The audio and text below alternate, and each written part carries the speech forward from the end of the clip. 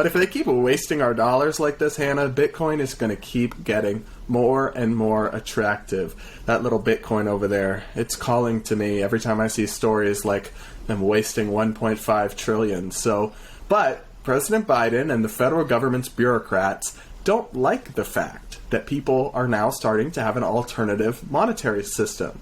So they just announced recently that they're moving forward with a federal plan. Biden signed an executive order instructing a bunch of different federal agencies to work on regulating cryptocurrencies.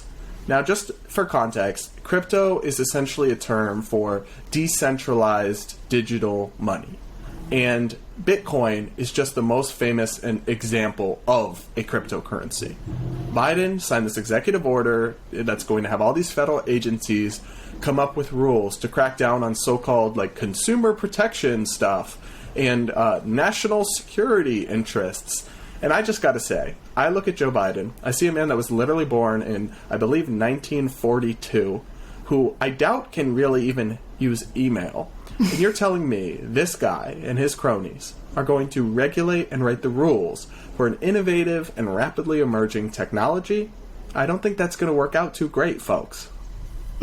This sounds like a catastrophe. I mean, I'm not surprised at all. Bitcoin has become so popular. It's very hot right now, and everybody's after it. So, of course, the government's going to be after it. And they realize, I think, when they start to lose their power, and this is definitely an avenue where they could. So this has always been the fear around crypto, right? Like it's great and it's doing amazing things, but like what happens when the government starts trying to intervene in it? And I think a lot of people have had some fear. I know my dad has mentioned that many times, like, yeah, like it's great right now, but what happens when they start getting their hands on it? It's hard to say. So I always say, like, and I've said this on the show, I'm supportive of crypto. I own a little crypto.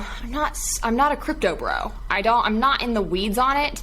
And honestly, like, when it comes to like financial investing period, this is where I'm not a feminist. I actually just love handing that task off to a man. Like, I have a financial advisor. Oh my God. I have an accountant. Hannah's like, I need to get back in the kitchen. You take over this.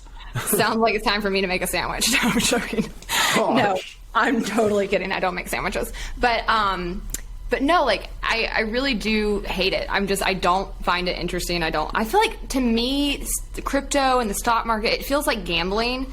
And I'm a Capricorn, so I really like to hoard money and be really safe with my money and like just have stockpiles of it, and that makes me feel safe and secure. I don't like being risky.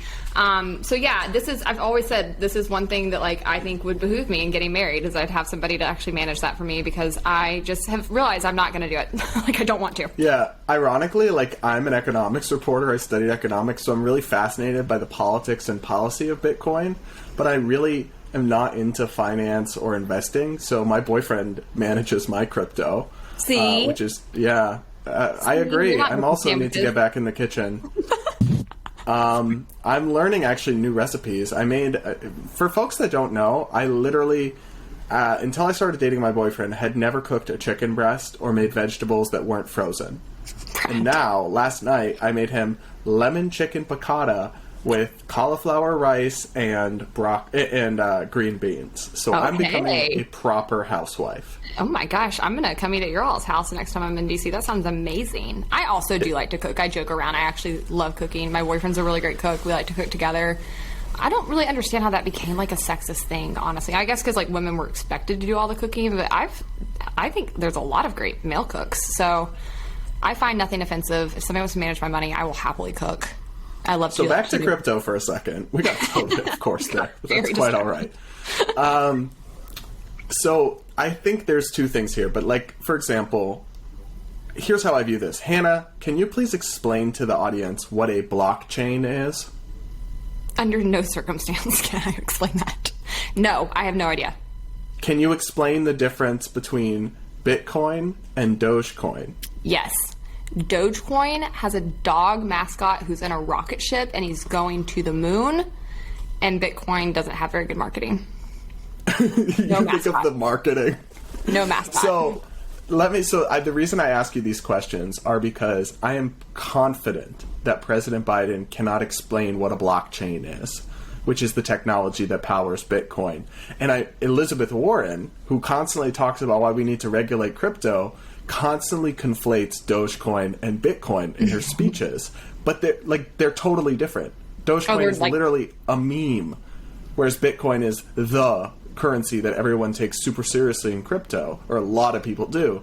So it's like these people don't know what they're talking about, but they want to write rules for this multi-trillion-dollar global industry.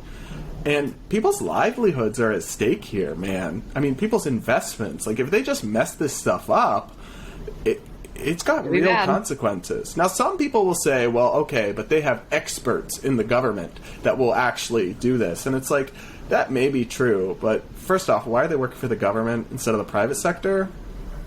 Also, like, the experts haven't done so well on things like COVID. They haven't done so well on things like foreign policy. Like, the experts have been really wrong. Struggle to keep up with evolving issues, rapidly because government moves so slowly and so bureaucratically and has so much inertia that the government, quote-unquote, experts, when stuff is rapidly evolving, like what we understood about COVID, they're always a million miles behind the curve. So even if Biden and Warren and co. pass off to the apolitical experts in government, that's still a recipe for disaster. And it's also like not clear what the justification is. Like no one's being forced to use crypto if they don't want to.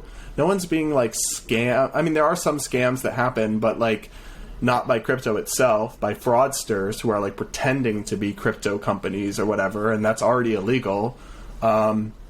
I think the real motivation is control, right? They're inflating the heck out of the US dollar and they're really ruining it. And Bitcoin is an alternative monetary system that people can go to that has no central authority, that cannot be inflated by anyone. And so it's basically competition for the government's control of currency. And if there's one thing the government doesn't like, it's competition. That's exactly right. They're going to find their way to get their hands on money, period. Anything that's making money, anything that's doing well in society, they are going to try to get involved with because we are in a crony corporate structure. And I think this is really actually significant for people to pay attention to because there's so many people who continue to think we're in a capitalist society. And there are elements of capitalism that are still in our society, but as a whole, we are not and have not been in a capitalist society for many, many years. And so if you start watching them on these things and recognize when they start intervening, just directly how that is incentivized by them wanting to get their hands on the actual market, on the money being generated, and how that never pans out well for the consumers. It never ends up with us gaining more wealth or having more control. And they'll always try to blame it on things like safety and protection for you. The government does not keep you safe. Never has, never will. It can't. It's incapable of it. But they use these false premises. They tell people like, oh, look at these 1 or 2 incidents where somebody got harmed. We need to come in and do something. And they have these Karens who are like, oh my God, yes, please come in and do something. Protect us. I might be next. And there's so many better ways that the free market actually could protect people. I mean, even just in things like reviews and reports, certifications, like there's so many market forces you can use to protect people and specifically to protect people in the financial industry. Getting government involved is not one of them. And you can see the direct results of what's happened as the government got involved with our traditional banking system and currency beginning really under Lincoln is when it really started around the Civil War because that guy was a nut job actually and did a lot of really shady stuff with our money. And then it just kept snowballing from there. And you can see the repercussions. You can see like the inflation we're dealing with right now, that is a direct result of policies and if they're infringing in the market. And they keep trying to gaslight people and said, that's not what caused inflation. That's the Putin price hike. Putin. Like, it's like, dude, inflation was already up long before this happened with Putin, number one. And number two, this was predictable. You can look at history and see every time you guys have saturated the market with new dollars and you've spent a ton of money incentivizing the Fed to print a whole lot of new dollars, you get massive inflation. It's not hard. You don't have to be an economic whiz to know that 1 + 1 = 2. I laughed at your tweet about this where The Economist, which used to be a good publication, had some story where they were like, no economist saw this coming. And you were like, excuse me? Like, our interns at FEE saw this coming. What are you talking about? Like, what? Yeah, you don't even need an econ degree to understand that this was what was going to happen. But they gaslight people, and they were doing it back when all this first started, and they were doing all these stimulus bills and spending all of this money, and people kept saying it's going to lead to inflation, it's going to lead to inflation, and they made us out to be crazy. And then they said it was transitory. And now they're saying it wasn't because of their policies at all. It has something to do with totally unrelated things. No, it's your policies. It is your policies, progressives. And I was actually going off about this the other day because I got gas and we were at Costco. So I got gas cheaper than like the average person. It was still like $4.15.